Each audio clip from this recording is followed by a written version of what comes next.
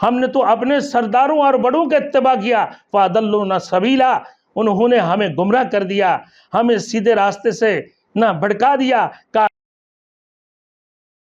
Thanks for watching. Don't forget to like, comment, share and subscribe to Maulana Habibullah Rouhani Official. ہم نے تو نہیں کہا تھا کہ ہمیں اللہ کا بیٹا بنا لو، اللہ پاک پروردگار عالم عیسیٰ علیہ السلام کو پیش کریں گے۔ تو کیا آپ نے کہا تھا کہ ہمیں مشکل کشا بنا لو، ہمیں حاجت روا بنا لو؟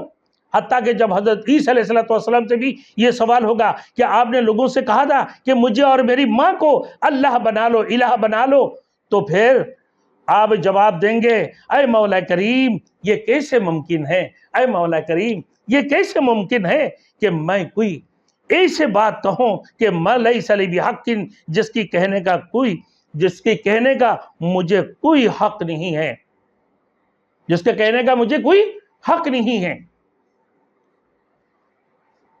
کہ تمام متاع اس دین انکار کر دیں گے۔ وراء العذاب، عذاب سامنے نظر آئے گا۔ وَتَقَطَّعَتْ بِهِمُ الْأَسْبَابُ، اور تمام اسباب منقطع ہو جائیں گے۔ وَقَالَ الَّذِينَ اتَّبَعُوا لَوْ أَنَّ لَنَا كَرَّةً، اور پیروکار کہیں گے، افسوس کا اظہار کریں گے، افسوس کا اظہار کریں گے، لَوْ أَنَّ لَنَا كَرَّةً، اگر ہمیں ایک دفعہ پھر دنیا میں پلٹنے کی اجازت مل جائے، فَنَتَبَرَّأَ مِنْهُمْ، تو ہم بھی ان رہنماؤں سے اس طرح بیزار ہو جائیں گے، کما تبرؤ منا، جیسا کہ یہ آج ہم سے بیزار ہو گئے، ہم بھی ان سے بیزار ہو جاتے ہیں۔ ہمیں ایک مرتبہ پلٹنے کی لیے اجازت دی جائے، ہم ایک دفعہ دنیا کے اندر دوبارہ پلٹ جائیں، پلٹنے کی اجازت ہمیں مل جائے، تو فَنَتَبَرَّأَ مِنْهُمْ، تو ہم بھی ان رہنماؤں سے اسی طرح بیزار ہو جائیں گے، کما تبرؤ منا، جیسا کہ آج یہ ہم سے بیزار ہو گئی۔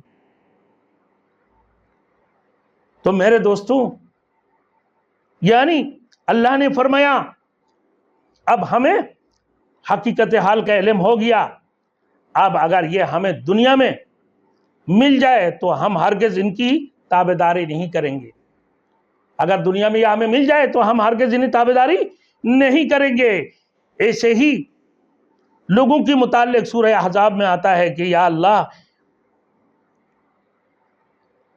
اِنَّا أَطَعْنَا سَادَتَنَا وَكُبَرَانَا، ہم نے تو اپنے سرداروں اور بڑوں کا اتباع کیا، فَأَضَلُّونَا سَبِيلًا انہوں نے ہمیں گمراہ کر دیا، ہمیں سیدھے راستے سے نہ بھٹکا دیا۔ کاش کہ ہم نے تیرے رسولوں کا اتباع کیا ہوتا، ہم نے تو اپنے بزرگوں کی بات مانی۔ اے مولا کریم ربنا آتیہم ضعفین من العذاب، آج ان کو 2 گنا عذاب دے، کیونکہ یہ خود بھی گمراہ ہوئے اور ہمیں بھی گمراہ کیا، ہمیں بھی تباہ برباد کیا، ہمارے بھی راستہ، ہمیں دوسری راستے پر چلنے کی ہدایت کی ہے۔ حضرت ابراہیم علیہ السلام نے بھی فرمایا کہ تم نے دنیاوی اغراض کے لیے معبود بنا رکھے ہو، قیامت کے دن یہ سارا سلسلہ منقطع ہو جائے گا، آج کی تمام دوست اس دن دشمن بن جائیں گے۔ پیار و محبت اور الفت صرف یہی کام آئے گی جو اللہ کی رضا کی خاطر کی گئی۔ پیار و محبت الفت صرف وہی کام آئے گی جو اللہ کی رضا کی خاطر کی گئی، اس کے علاوہ تمام ذرائع کٹ جائیں گے۔